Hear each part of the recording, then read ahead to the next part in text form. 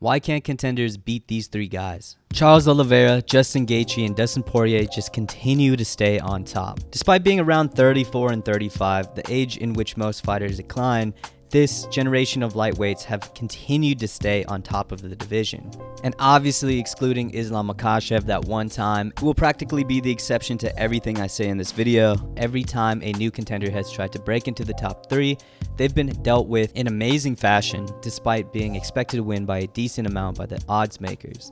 Starting with Justin Gaethje, when he gave at the time the number 6th ranked contender Rafael Fiziev a chance to break into the top 3, not only did Justin Gaethje beat him, he beat him at his own game.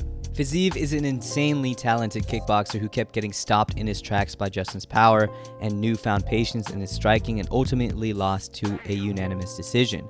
Then following Charles' loss to Islam Makhachev, he had a statement win over, at the time, a red-hot Beneil Dariush who's on an 8-fight win streak, and took care of him with ease by starching him with a head kick, and the first to prove he was still a title contender. Finally, and most recently, when young and hungry rising contender Benoit Saint-Denis, who was on a 5-fight win streak and finish streak, tried to break into the top 3, he also got stopped in his tracks by the high-level boxing of Dustin Poirier. Since 2021, when Charles first became champ, in practically every other division we have seen a new name or a couple new names in the top 3 or even at the championship position. Some notable rises in their respective division in the last 2 years include the 2 youngest current champions, Ilia Topuria and Sean O'Malley, who weren't even in the top 15 in their division in 2021, and now not only broke into the top rankings, but are at the pinnacle of their division. Additionally, poster boy of the new heavyweight 2.0, Tom Aspinall, was ranked 10th in 2021 and is now the interim champion of the division and has seemingly scared off the real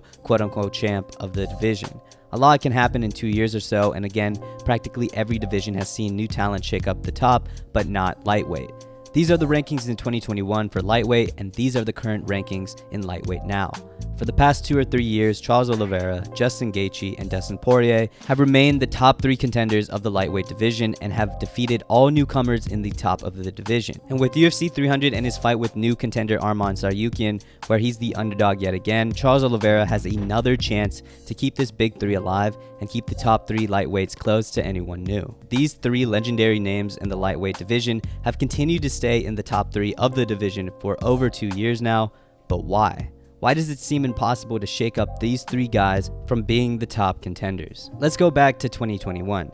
Charles Oliveira shocks the world by defeating Michael Chandler in an amazing comeback victory and wins the vacant lightweight belt following the retirement of Khabib. From this point, Charles would reign for about a year or so before getting stopped himself by Islam Makhachev. During this amazing run, these 3, with the addition of Michael Chandler, basically only fought each other. Though Dustin Poirier did fight Conor McGregor within this time span from May 2021 to October 2022.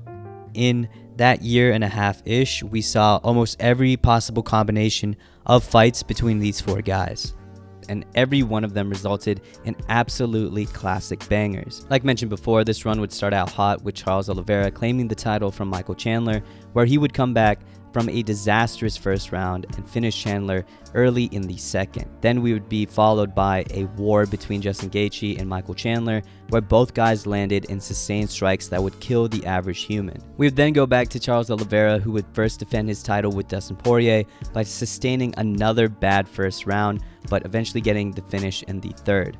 While Michael Chandler went off to do his own thing by going after an aging Tony Ferguson, in the same event, the main event, Charles got his chance to fight Justin Gaethje and for another time survive punishment to ultimately get the submission win yet again. And this is outside the window of May 2021 and October 2022, so after Charles lost the belt, but we still saw this a month after. Finally, we saw Iron clash with Diamond, and through classic Minecraft rules, Diamond beat Iron by taking him to the ground and getting a rear naked choke after a violent clash on the feet. With the top 3 only fighting each other, and also Michael Chandler, from mid-2021 to early 2023, it's easy to see why these guys have stayed in the top 3. Of course, win or lose, these guys are competing against either the champ or another top 3 contender, meaning their ranking would never drop below that. But after 2023, when these guys started giving lower ranked contenders chances, why couldn't any young contender break through?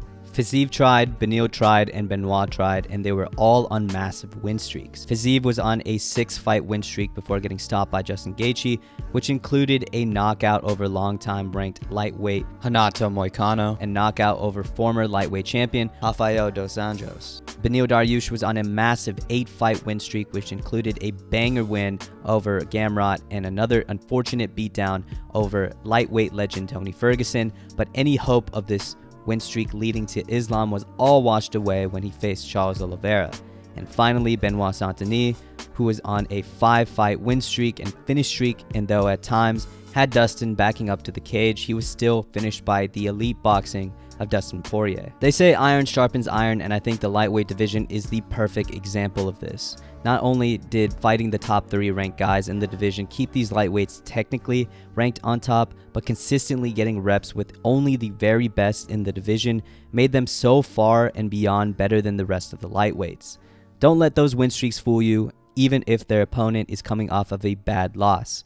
Every time one of these guys came off of a loss and faced a top contender on a massive win streak, the expectations from the odds makers and some of the fans was that it was their time to fall, and the odds always showed that. When Justin Gaethje swiftly lost to Charles Oliveira by rear naked choke in the first round, he was around a plus 190 underdog going into his next fight with Rafael Fiziev. When Charles Oliveira was coming off of his loss to Islam Makhachev, he was around a plus 130 underdog going into his fight with Beneil Dariush. And finally, when Dustin Poirier was coming off of his huge loss against Justin Gaethje, when he was going into his fight with Benoit Saint-Denis, Dustin was a plus 180 underdog. This just shows that there is a massive difference in skill between a guy who lost to a lightweight legend and a guy who is on a win streak amongst the bottom half of the top 15 ranked lightweights. Because these guys have only fought each other for so long, this has forced the rest of the division to fight each other. And I think in that time, we didn't notice the skill disparity between these guys and the rest have grown vastly. There's levels to this shit, and since the Charles Oliveira era, I think the skill level looks like this now. At tier 3, we have the bottom of the top 15 ranked lightweights. These guys are obviously good enough to be ranked in the top 15, but are nowhere near a title shot. They'll often have banger fights amongst themselves, but are usually food for the actual contenders, and you'll often find their names in the win column for a lot of top contenders. Tier 2 are those top contenders or new contenders who at one point look like they're going to dethrone the old guard of the division and can go on massive win streaks and are obviously one step above the rest of the top 15. But again, don't let those win streaks fool you. As soon as they meet one of those guys in the top 3, it seems like there's a whole nother level they haven't reached yet. And of course, we get into tier 1 contenders, the all-time names of Charles Oliveira, Justin Gaethje, and Dustin Poirier, and at any moment, they can truly compete for the belt and seem to dispose of any new name in the lightweight division. If we had to line up these groups, I think it would look something like this. 2021 to 2023 has widened the gap between the top contenders and the rest of the division. I don't think I've ever seen another division have this skill disparity issue to the extreme of the lightweight division, which brings up another good point of how good Islam Makhachev is. I know he has only fought Charles out of this group of fighters, but I would imagine he would be heavily favored against Dustin or Justin or even Charles again. And I know I said you shouldn't trust the odds when it comes to these 3, but the last time these guys lost to someone not within this group was back in October of 2020 when Justin Gaethje got beat by Khabib. And if we don't count the GOAT of the division, the last time they lost to someone outside of each other or Khabib was back in 2018 at UFC 218, when ironically both Justin Gaethje and Charles Oliveira lost to Eddie Alvarez and Paul Felder respectively in the same event. So in summary, it's a pretty big deal when someone outside of this group beats one of them. So if these guys are so above and beyond the rest of the division, what does that say about Islam Makhachev? These 3 guys are a legendary group of lightweights and legendary group of fighters, period. And if we haven't already, we should appreciate these guys while we still have them, because they're just a couple years away from retiring.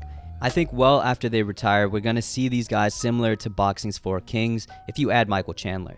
It's like every time you made a fight amongst these 4, it was always a guaranteed banger and resulted in some of the most legendary moments in UFC history. So this is why we have to cherish these guys while we can. Anyways, what do you guys think about these 3 lightweights? Will they continue to dominate the division? Will Arman Tsarukyan break through? I'd like to hear your guys' predictions in the comments below. And of course, thank you guys for watching again. Peace.